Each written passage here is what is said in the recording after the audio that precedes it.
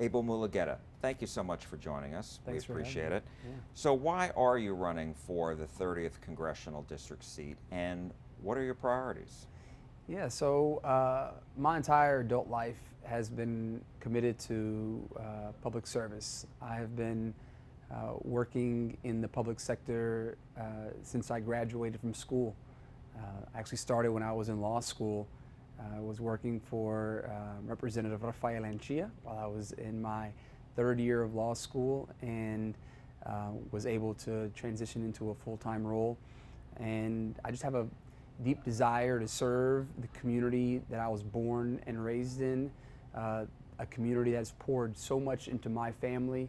My parents immigrated to the United States from East Africa, and they were refugees who came seeking a better life for their family. They came to the United States with nothing but big dreams and their suitcases, and were able to work hard and lift our family into the middle class. And Dallas was a big part of that, and the opportunities that it created for my family. So I'm running to ensure that future generations and the Dallasites and those living in the southern sector of Dallas County are afforded the same opportunities that I had growing up and that my family had. I really believe that every individual should have the right to live a life full of dignity, equity, and prosperity, and that's why I'm running. I'm just committed to public service. It's living a life full of purpose for me. It's fulfilling. Helping others is just in my blood, and I want to get back to a community that's given me so much. As you know, this is a very crowded Democratic primary, 9 candidates. So what separates you from everybody else? Why should the voters select you to represent them? It is a crowded field. This district is not used to a primary at all. There's no muscle memory there for being involved in a competitive primary, especially one with 9 candidates in it.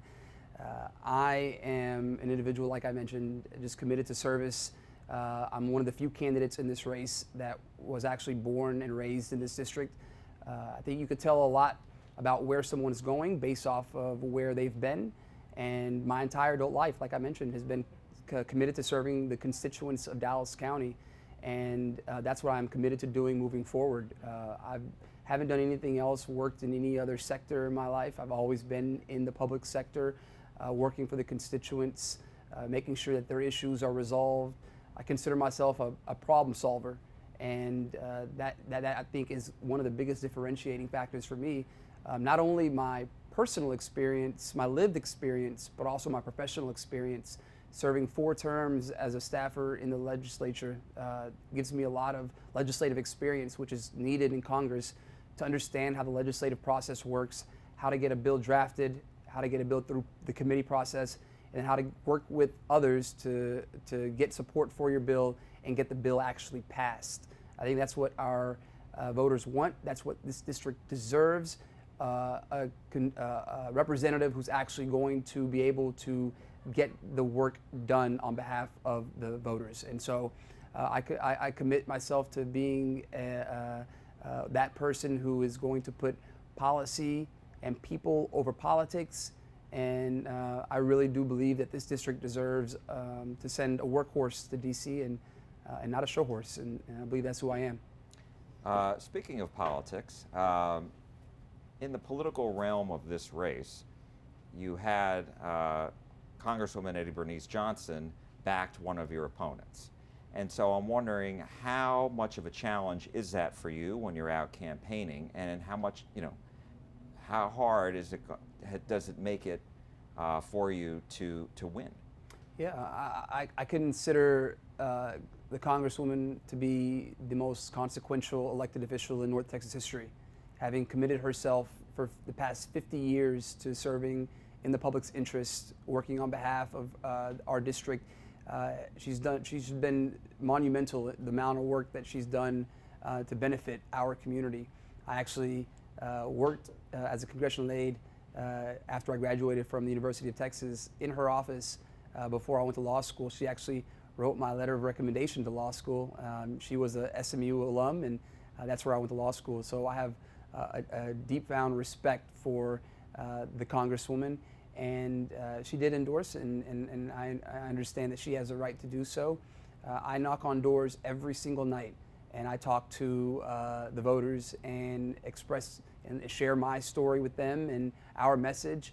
And that really hasn't been an impediment to my interactions. The voters are really focused on who's going to reach out to them, who's working to earn their vote, and that's what I'm committed to doing every day. You know, I think the Congresswoman has a right to support whomever she decides to support, but so do the voters. And I'm going straight to the voters and asking them for their support and hoping my message resonates with them. And it has so far. Are you expecting a runoff? I think it's fair to say with 9 folks in this race that there's going to be a runoff. I would be surprised if someone is able to pull off 50% plus 1 and win on March 1st. But I think more likely than not, there will be a runoff in this election. So let's talk policy. What are your top 3 priorities if you're elected? Yeah, sure. Like I mentioned, my parents raised us, and I have 3 siblings with substandard wages. My dad worked odd jobs when he came to the United States. He drove a taxi cab. He worked in a convenience store and was able to save enough money to elevate himself and advance to the middle class. And I do believe that it was because of the opportunities, the job opportunities, the economic opportunities of the 90s and 2000s that allowed him to do that. And so I think the number one issue for a lot of folks in this district is opportunity, economic opportunity. I think that lack of jobs, not having a job that pays a wage, a living wage that actually covers the cost of living. If you don't have a job that does that, then the residual effects from that inability to take care of your family really does hinder you from providing the type of outcomes that you want for your family. So I think economic opportunity, especially in the southern sector, is very, very important to this district, and that includes workforce training, education, everything that has to do with economic opportunity. I also think that defending our democracy, our freedom to vote, is very, very important. Our ancestors have fought so hard to ensure that we have the right to vote, the right to exercise our franchise, our constitutional right. And in this state, one of the hardest states to vote in, that is evident that we don't have that same sort of ease to the ballot box as some of the other states. We don't have same-day voter registration. We have to register to vote 30 days in advance to the election. And now we're seeing that 50% of mail-in ballots are being rejected in certain counties because the identification doesn't match the original identification of the voter when they first registered to vote. And some of them, that was, decades ago. And I think that sort of obstacle to our freedom to vote is wrong. It's unconstitutional, and it's very important for this district for their voices to be heard. So defending our democracy and the freedom to vote is also very important. And then lastly, health care. The majority of my life, I had no health care, no health insurance. My parents, again, did not have jobs that qualified them for health care. Our primary care physician was whichever doctor was working in the emergency room at the time. And unfortunately, that story is not unique to just me. This is one of the highest, this district has one of the highest uninsured rates in the entire country. And so my lived experience is shared by a lot of individuals, our neighbors in this district, and that's wrong. In 2022, everyone deserves a right to be healthy. So healthcare, expanding access to healthcare, affordable healthcare is very, very important to me and is one of my priorities. What's the solution to that, given the fact that the state has opposed expanding Medicaid? So what other solutions do you think are on the table? Yeah, we need to close the Medicaid gap.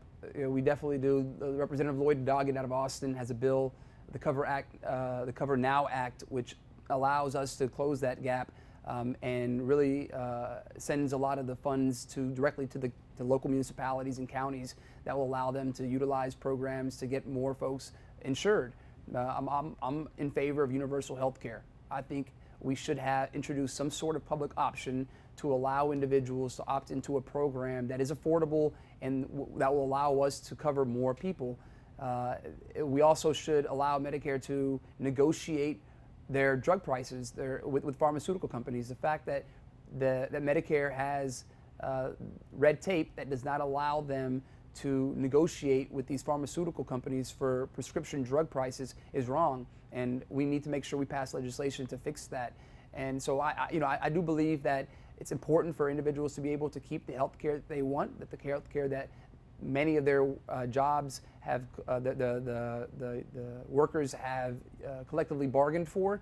But we also need to introduce a program where individuals can opt into a public option that's affordable and will allow individuals to who are currently uninsured to gain access to health care. Build Back Better. As we know, that failed, and President Biden said the other day that perhaps pieces of that can be passed. And so I'm wondering, what are the most important parts of Build Back Better that you would like to see passed? Yeah, the Build Back Better will go a long way to helping a lot of individuals, especially after the pandemic. The social safety net that Build Back Better provides is something that we need as a society. The child care tax credit is something that I believe should be made permanent. It raised so many families out of poverty, and so I think if nothing else, the child care tax credit should be made permanent. And unfortunately, there are too many members of Congress who are playing politics rather than prioritizing the needs of our constituents here in District 30. There are provisions in the Build Back Better plan that allow those who are uninsured to gain access to health care. That's another very important provision that should be passed. But unfortunately, we have individuals in Congress who are not willing to do the work of the people, but rather play politics. And it's unfortunate. It's unfortunate that that their actions are going to be felt in a big way by many of our constituents, many of our neighbors.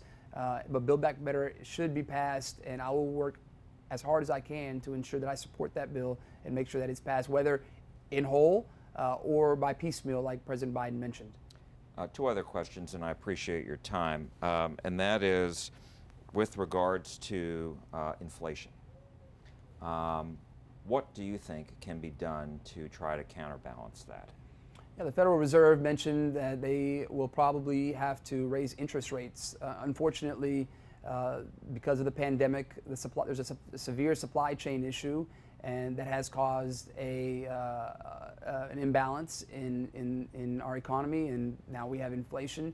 The Federal Reserve announced that they will probably have to raise interest rates in the next 4 quarters, and that will slow down the inflation rate, and will, it's something that many families are feeling now. The cost of goods, the supply of goods will have really scared a lot of people, and has really taken a hit on people's pockets, on families' pockets, and that needs to be addressed. And the Federal Reserve, I believe, will take action to increase interest rates, and so hopefully that will lower inflation and allow the price of goods to decrease, and there to be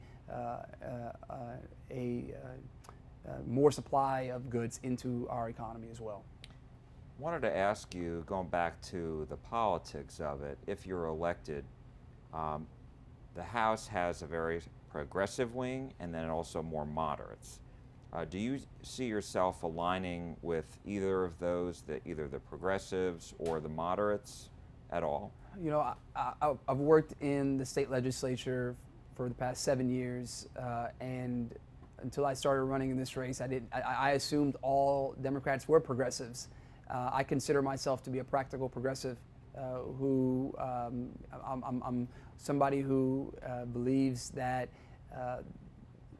progressivism is at the heart of every Democrat, and I align myself with the Democratic Party in general, but I don't know if I consider myself either a progressive or a moderate.